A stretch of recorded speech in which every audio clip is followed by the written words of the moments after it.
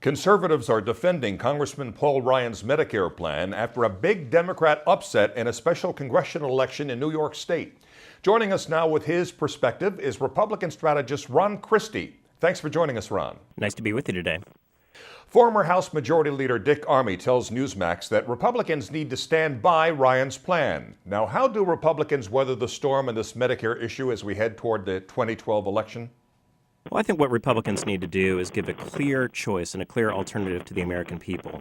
And frankly, the choice is very simple. Either we can continue to tax and spend and accumulate really unsustainable levels of debt, or the men and women who we elect to represent us in Washington, D.C., can take the responsible step and look at the explosive growth of entitlement spending. Entitlement spending looking at the Social Security programs, Medicare, and Medicaid that goes to the states. What Representative Ryan has done, I think, has been a very honest and a very smart first step in the conversation, which is saying we can't sustain the rate of growth that we have right now. We need to have an honest discussion and an honest debate and to try to curb the rate of growth in the Medicare system. And frankly, we need to move away from a fee-for-service model where physicians are paid to do procedures rather than taking preventative steps and making sure that people take better health care options so we don't have as much of a drain on the system. So I applaud Representative Ryan. I think the House Republicans and the Senate Republicans are going to rally around a message of not only reforming Medicare, but reforming entitlement spending to make sure America has a strong fiscal future in the days ahead. Yes, but how do Republicans counter Democrat demagoguery and distortions on the Medicare issue? Well, you have the truth. The truth is that the fact of the matter is that if you look at the first quarter of GDP growth in the United States, it grew at an anemic 1.8%. On average, healthcare costs are rising somewhere between 6 and 8% a year. That's how you have to demagogue the demagogues. You have to come after them with the truth, and you have to explain to the American people that, first of all, no one under the age of 55 under Representative Paul Ryan's plan would be affected. And secondly, doing nothing is exactly what the Democrats have put out. They haven't put out a budget. They haven't put out an entitlement reform program. We need to have an honest conversation and to beat back those who would try to defeat conservatives trying to rein in conservative spending, with the simple fact of the matter is that the Democrats demagogue, but they refuse to put a simple plan out for the American people to review and decide for themselves. Well, Ron, you know Democrats like sharks smelling blood on the water are going to put the pedal to the metal now in this Medicare issue. Does this issue put the Republican majority in the House in any jeopardy? Absolutely not, no. In fact, if you look at recent polls that are out, they say that the American people look at the debt of the United States is one of the most critical issues that we face as a country. Republicans will do well if they continue to take their story to the American people that we need to rein in entitlements, we need to rein in Medicare, Social Security, Medicaid, and we also need to reduce the size of government spending for discretionary spending.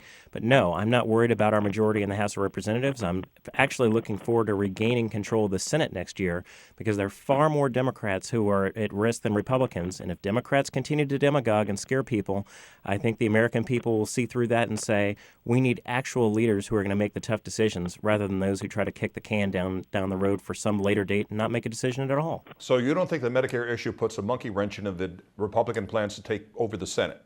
No, I don't. In fact, I think that if we tried to run away from entitlement reform in general and Medicare reform in particular, I think we'd look duplicitous. I think the American people would say, well, what was all the fuss about that you were saying that we need to rein in these costs? And now you have one seat in one election in upstate New York where there was a ringer candidate in a reliably safe Republican district? No, I think that's political cowardice rather than courage. And no, we're not afraid to run on our record.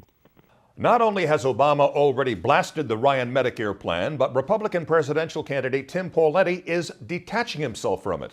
Do you see this becoming an issue in the Republican primaries? I certainly hope not. I would look at Governor Pawlenty and the other individuals who've already either tossed their hat in the ring or are looking to do so to become the Republican nominee for president to show bravery and to show leadership.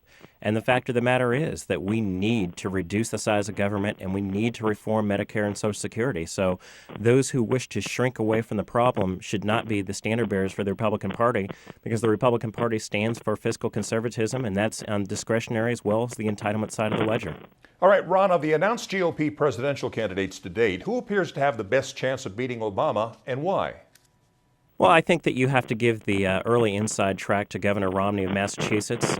He certainly has been able to amass a rather prodigious amount of fundraising prowess. We've seen the governor with strong business experience. He saved the Olympics in Salt Lake City. And if you look at the news accounts, he's the individual that perhaps the Obama administration, his reelection campaign, is most concerned about facing. Very articulate, very smart. He would be a very difficult debater for the president to face in a one-on-one discussion of their respective records. But there are more to look at. I look at the dark horse right now as being current Texas Governor Rick Perry. Do you think Perry's itching to get into this thing? I think he's coy. Do I think he's itching to get into it? Not necessarily, but I think that if folks try to draft him, it wouldn't be too hard to twist his arm to get him to throw his hat in the ring. But really, with Governor Perry and a number of people that we haven't discussed, the Sarah Palins, the Michelle Bachmans of the world, unfortunately, I think time is running short.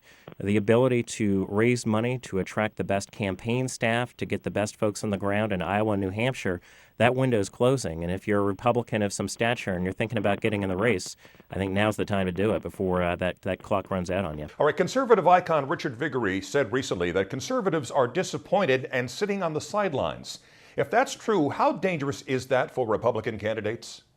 I don't think it's dangerous at all. I think there are a number of people who might question the conservative bona fides of a Governor Pawlenty or a Governor Romney, but the fact of the matter is that all of the announced candidates for president on the Republican side of the ledger would do a far better job in handling our national security issues, economic issues, and prospects for growth in the future in the United States than President Barack Obama. So at the end of the day, it's a choice of, do you want 4 more years of failed policies, or would you rather put a Republican who you might not ideologically agree straight down the line, but at least someone who you knew who's going to hold the line on spending and be a strong commander-in-chief. So Republicans have nothing to worry about at this point.